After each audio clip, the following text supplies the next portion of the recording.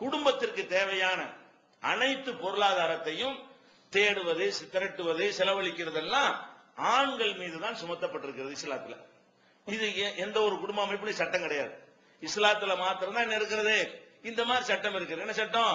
குடும்பம்னு சொன்னா மனைவிக்கு நீ தான் சம்பாதிக்கணும், உன் பிள்ளைக்கு நீ தான் சம்பாதிக்கணும், தாய் தந்தையருக்கு கூட யார் தான் சம்பாதிக்கணும், ஆம்பளை தான் சம்பாதிக்கணும் என்கிற அளவுக்கு ஆண்கள் மீது ஏராளமான கடமைகளை இஸ்லாம் சுமத்தி இருக்கிறது.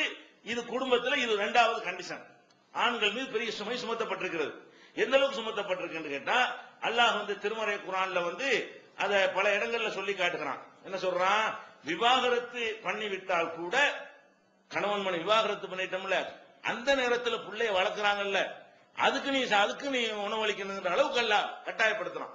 அலல் மௌலூதிலஹு ரிஸ்குஹுன்ன வ கிஸ்வத்துஹுன்ன, யாருக்கு இந்த குழந்தை பிறந்திருக்கிறது அந்த குழந்தையை வளர்ப்பதற்காக வேண்டி விவாகரத்து பண்ணின பிறகு கூட மனைவிக்கு என்ன செய்யணுமா, பிள்ளையை வளர்க்கிறாங்கிறதுக்காக வேண்டி நீ உணவு உடை கொடுக்கணும்னு சொன்னா, அப்ப மனைவியா வாழ்ந்து கொண்டிருக்கும் பொழுது ரொம்ப முக்கியம் விளங்குறது. இது அல்லாஹ் கடமையாக்கி வச்சிருக்கிறான். 2வது அத்தியாயத்துல 233வது வசனத்தில் இதை பார்க்கலாம்.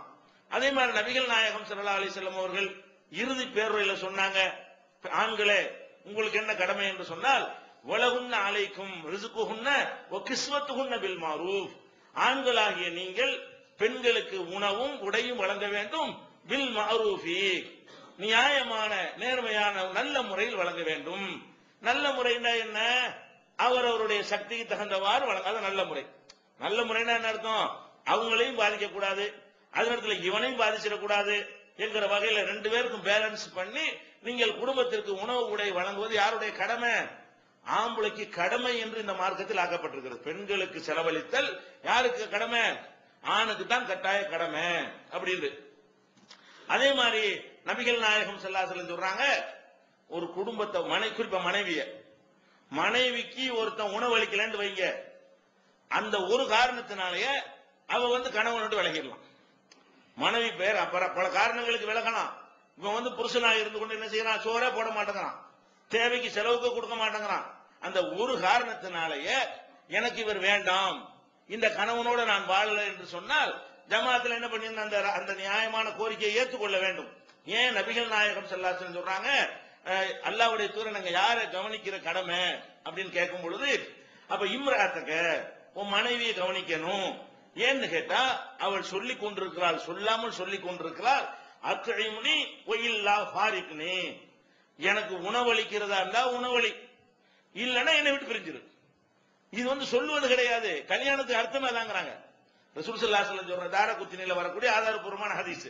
அப்ப ஒரு பெண்ணு புருஷன்ட்ட என்ன சொல்றானா, நீ எனக்கு உணவளிக்கிறதா இருந்தா மனைவியை வச்சுக்க, உனக்கு சோறு போட இயலாதுன்னு சொன்னா என்னை விட்டுரு. கல்யாணத்துக்கு அர்த்தமே தாங்கிறாங்க. கல்யாணத்துடைய பொருளை என்ன? நீ உணவளிக்கிறது ஆம்பளுடைய கடமைன்னு ஏத்துக்கிட்டு தான் கல்யாணம் பண்றீங்க. அப்ப இஸ்லாமிய சமூக அமைப்புல மனைவியுடைய எந்த ஒரு தேவைக்காக வேண்டியும் மனைவி செலவழிக்க அவசியம் கிடையாது. அவள்கிட்ட இருந்தா கூட அவளுக்கு கட்டாயம் கிடையாது. அவ இருந்தா கூட உங்கள்கிட்ட கேட்கலாம். அவள்கிட்ட உடை உணவுக்கெல்லாம் வசதி இருந்தா கூட எனக்கு கொடுக்கறது அவளா வேணான்னு விட்டாலும் வேற கணக்கு. அவ கிளைம் பண்ண நினைச்சான்னு சொன்னா, கேட்க நினைச்சான்னு சொன்னா என்ன செய்யலாம்? புருஷன்ட்ட கேட்கலாம், புருஷன் கொடுத்தாக வேண்டும் என்று நபிகள் நாயகம் ஸல்லல்லாஹு அலைஹி வஸல்லம் அவர்கள் சொல்லி இருக்கிறார்கள். அதே மாதிரி இறுதி பேருரையில ரசூல் ஸல்லல்லாஹு அலைஹி வஸல்லம் அவர்கள் ஆண்கள் பெண்கள் உரிமையை பற்றி ரொம்ப வலியுறுத்தினார்கள். அதோட என்ன பண்ணாங்க? அலா அறிந்து கொள்ளுங்கள், இன்னலக்கும் அலா நிசாயிக்கும் ஹக்கா, உங்களுக்கு உங்கள் மனைவியரிடத்திலே உரிமை இருக்கிறது, ஒலி நிசாயிக்கும் அலைக்கும் ஹக்கா, அது மாதிரி உங்கள் மனைவியருக்கு உங்களிடத்தில் உரிமை இருக்கிறது. உங்களுக்கும் உங்கள் மனைவிமார்ட்ட சில உரிமைகள் இருக்கிறது, உங்கள் மனைவிமார்களுக்கும் உங்களிடத்தில் சில உரிமைகள் இருக்கிறது. அந்த உரிமையை ரசூலுல்லாஹ் விளக்குறாங்க. என்ன விளக்குறாங்க? அம்மா ஹக்குக்கும் அலா நிசாயிக்கும், உங்கள் மனைவியரிடத்தில் நீங்கள் எடுத்துக் கொள்ளக்கூடிய உரிமை என்னவென்று சொன்னால், பலா யூத்தி என்ன புருஷக்கும் மன் தக்கரகுன, உங்களுக்கு பிடிக்காத வரை உங்களுடைய விரிப்பிலே அவர்கள் உட்கார வைக்க கூடாது. அதே மாதிரி வலா ஏதன்ன ஃபீ புயூத்திக்கும் லிமன் தக்கரகுன, உங்களுக்கு பிடிக்காத வரை வீட்டுல அவங்க ஏத்தக்கூடாது. ஒரு ஆள் உங்களுக்கு பிடிக்கவில்லை என்று சொன்னால் வீட்டுக்குள்ள என்ன செய்யக்கூடாது? அலோவ் பண்ணக்கூடாது. அந்த ஆர்டர் கணவன் போடலாம். எனக்கு பிடிக்காத வீட்டுக்குள்ள ஏத்தக்கூடாதுன்னு சொன்னா ஆர்டர் போட்டால் பெண்கள் என்ன செய்யணும்? அதுக்கு கட்டுப்பட வேண்டும், இந்த அளவுக்கு அவனுக்கு உரிமை இருக்கிறது அப்படின்னு சொல்லிவிட்டு, அலாவ இன்ன ஹக்குஹுன்ன அலைக்கும், பெண்களுக்கு உங்கள்கிட்ட என்ன உரிமை தெரியுமா? ரசூலுல்லாஹ் சொல்றாங்க, அன் துஹ்சினு இலைஹின்ன ஃபீ கிஸ்வத்திஹின்ன வ தஆமிஹின்ன, அவங்களுக்கு அணிவை கொடுக்கிற ஆடைகளிலையும் அவங்களுக்கு வழங்கக்கூடிய உணவுகளிலையும் நீங்கள் அழகிய செய்ய வேண்டும். ரொம்ப கஞ்சத்தனமா சுருக்கி செஞ்சிடாம, அது ரொம்ப அழகிய ஒரு தாராளமான முறையில, நம்மளுக்கு சக்திக்கு ஏற்பட்ட முறையில நல்ல முறையில கவனிக்கிறது ஆண்களுடைய கடமை. இந்த கடமையுடைய லிஸ்ட்ல வந்து ரசூல் ஸல்லல்லாஹு அலைஹி வஸல்லம் செய்றாங்க, சொல்லி காட்டுறாங்க. அதே மாதிரி இன்னும் இது திருமதியில 3012வது ஹதீஸ்ல இருக்கிறது.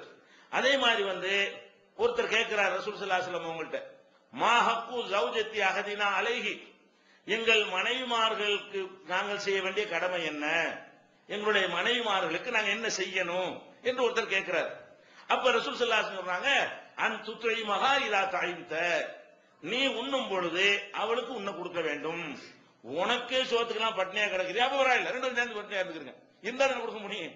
நீ சாப்பிட்டு அவளுக்கு பட்னியா இருக்கக்கூடாது, வருமானம் இருக்காது. இப்ப நான் தான் பட்னியா இருக்கிறேன், இன்னைக்கு பட்னியா இருந்துக்கிறோம்னா மனைவி கேட்டுக்கிறேன், இருந்தா நானும் சாப்பிடல, எனக்கும் சாப்பாடு கிடைக்கலன்னா அது மாதிரி நீ இருந்துக்கிற வேண்டிய. ஒரு ரொம்ப வறுமையில் இருக்கிறாங்க, பெருநாள் வருது, ட்ரெஸ் எடுத்து கேட்கிறா, அவன்கிட்ட காசு இல்ல, நானும் சட்டை எடுக்காம தானமா இருக்கேன், நீ சேலை எடுத்து கேட்கிற, எனக்கு இல்ல இல்ல அப்படின்னு சொல்லிடலாம். நீ எடுத்துக்கிட்டு இருக்குமே என்ன செய்யக்கூடாது, அவனுக்கு இல்லைன்னு சொல்லிடக்கூடாது. தக்சுவகா இதத்தை செய்த, நீ ஆடை எடுக்கும் பொழுது அவளுக்கு எடுத்து கொடுக்கணும். உனக்கு ஆடை எடுக்கிற அளவுக்கு கெப்பாசிட்டி இருக்குமே, ஆனால் உனக்கு மட்டும் எடுக்கக்கூடாது, அவளுக்கு சேர்த்து எடுக்கணும். நீ சாப்பிடுற அளவுக்கு உனக்கு கெப்பாசிட்டி இருக்குமே, ஆனால் என்ன செய்யணும், 3 வேளை சாப்பிடுறதுக்கு உனக்கு சக்தி இருக்குமே, ஆனால் உன் மனைவிக்கு அது மாதிரி என்ன செய்யணும், நீ கொடுக்கிறது கடமை அப்படின்னு ரசூல் ஸல்லல்லாஹு அலைஹி வஸல்லம் சொன்னது அபூதாவுதுல 1830வது ஹதீஸ்ல இடம்பெற்றிருக்கிறது. இது எல்லாமே எதை காட்டுதுன்னு கேட்டா, பெண்களுக்கு வந்து உணவு பொறுப்பு, உணவு மட்டும் இல்ல, தேவைகள், அவங்க தேவைகளை நிறைவேற்றுகிற பொறுப்பு யாருக்கு இருக்கிறது, ஆண்கள் கணவன்மார்களுக்கு இருக்கிறது. இன்னும் சொல்ல போனா, ஒரு மனுஷன் பாவியா போறதே, அவங்களுக்கு தேவையான உணவு கொடுக்கலன்னா அது உன்னே போதும். ஒரு ஆம்புளைய பாவியாக்குவதற்கு பெரிய கொலையோ கொள்ளையோ விபச்சாரமோ செய்ய வேண்டியது இல்ல, பொண்டாட்டிக்கு சோறு கொடுக்காட்டி அது ஒன்னே போதும் அவனை பாவியாக்குறது. பாவியாக்குறதுக்கு பெரிய பயங்கரமான விஷயம் எல்லாம் செய்ய வேண்டியது இல்ல அப்படின்னு ரசூல் ஸல்லல்லாஹு அலைஹி வஸல்லம் சொல்றாங்க. இது முஸ்லிம்ல 1662வது ஹதீஸாக இடம்பெற்றிருக்கிறது.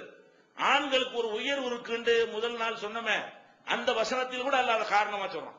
ஆண்களுக்கு ஏன் உயர்வு இருக்கிறது, ஒபிமா அன்ஃபகு மின் அம்வாலிஹிம், ஆண்கள் வந்து தங்களுடைய பொருளாதாரத்தை மனைவியருக்கு செலவழிக்கிறார்கள் என்ற காரணத்தினாலேயும், அவங்க உடல் ரீதியான ஒரு சிறப்பு தகுதி இருக்கிற காரணத்தினாலேயும் தான் நிர்வகிக்கிறார்கள் என்று எல்லாம் சொல்றான். அப்ப என்ன, இஸ்லாமிய குடும்ப அமைப்பு நல்லா விளங்கிக் கொள்ள வேண்டும்.